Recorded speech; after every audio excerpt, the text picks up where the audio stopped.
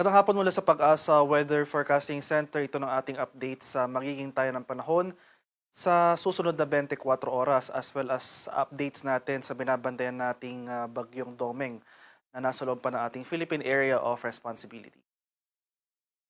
Latest location natin para kay bagyong Domeng kaninang alas 4 ng hapon, nasa layong 650 kilometers east-northeast ng Itbayat, Batanes. May taglay itong lakas ng hangin na malapit sa gitna na umaabot ng 130 kilometers per hour, pagbugso na umaabot ng 160 kilometers per hour. Patuloy yung paggalaw nito north-northwestward sa bilis sa 15 kilometers per hour. So yung trough or extension ni Domeng wala nang epekto sa ating bansa, pero makikita natin dito sa ating latest satellite images, itong mga makakapal na kaulapan sa may West Philippine Sea. Yung tawag natin sa mga clouds na ito ay nimbostratus clouds. Usually, ito yung mga signature clouds sa dulot ng ating southwest monsoon o yung hanging habagat. Sa kasalukuyan, yung mga kaulapan na ito or itong habagat ay patuloy na pinapalakas o hinahatak ni Bagyong Domeng na kung saan nakakaapekto ito sa malaking bahagi ng Southern Luzon, Visayas at sa Mindanao. So ngayong araw or ngayong gabi hanggang bukas, saan pa rin natin magpapatuloy itong mataas sa tsansa ng mga kaulapan at mga kalat-kalat na pag-ulan na may pagkulog at pagkilat dito sa area ng Metro Manila, pati na rin sa may Zambales, Bataan, Calabarzon, dito sa buong Mimaropa, buong Bicol Region, dito sa Western Visayas, Negros Island Region, pati na rin itong western portion ng Mindanao sa may Zamboanga Peninsula, Basilan at Tawi-Tawi. Kaya sa mga lugar na ito, so generally itong western section ng ating bansa, maghanda pa rin po tayo at maging alerto sa mga pag-ulan, especially ngayong gabi hanggang madaling araw. At ito yung ating latest track and intensity forecast para kay Bagyong Domeng. So magpapatuloy yung generally north-northwestward na paggalaw ng bagyo ngayong hapon hanggang mamayang gabi. So starting tomorrow ay magsisimula yung recurving nito o yung generally northward and then north-northeastward na paggalaw patungo dito sa southern portion ng Japan. So makikita rin natin dito sa diagram na ito na possible exit ng ating PAR ay bukas ng umaga hanggang sa bukas ng hapon. So by this time, habang papalaw ito sa Japan, wala pa rin itong epekto sa ating bansa. Pero yung mas magiging concern natin in the coming days ay yung paghatak dito ng ating southwest monsoon o hanging habagat na magpapaulan sa kanlurang bahagi ng Pilipinas.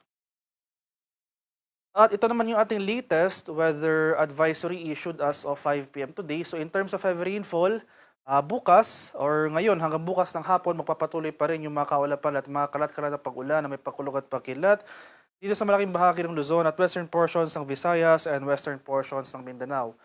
Itong mga areas na ito, particular na sa lalawigan ng Palawan at Occidental Mindoro, ang pinakamaapektuhan ng mga pag-ulan na dulot ng habagat na kung saan posibleng umabot ng 100 millimeters. So yung mga pag-ulan na ito, posibleng magtagal hanggang sa hapon ng Martes dito sa Palawan at Occidental Mindoro.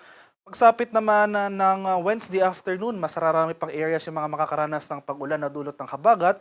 Yung intensity o yung rainfall distribution natin ay mag-shift northward. So ilang areas na rin ng mainland Luzon makakaranas ng mga pag-ulan na dulot ng southwest monsoon. So magsisimula na rin, posibleng umabot itong 50 to 100 millimeters sa pag-ulan sa ilang areas ng Zambales, Bataan, at na rin dito sa Batangas. So in the coming days, ito pong mga lugar na shaded by yellow, patuloy po tayong maghanda, maging alerto sa mga banta ng flooding or landslides. Patuloy po tayong mag-monitor ng mga localized advisories na posibleng i-issue ng ating Pag-asa Regional Centers tulad ng mga rainfall advisories or heavy rainfall warnings sa mga susunod na araw.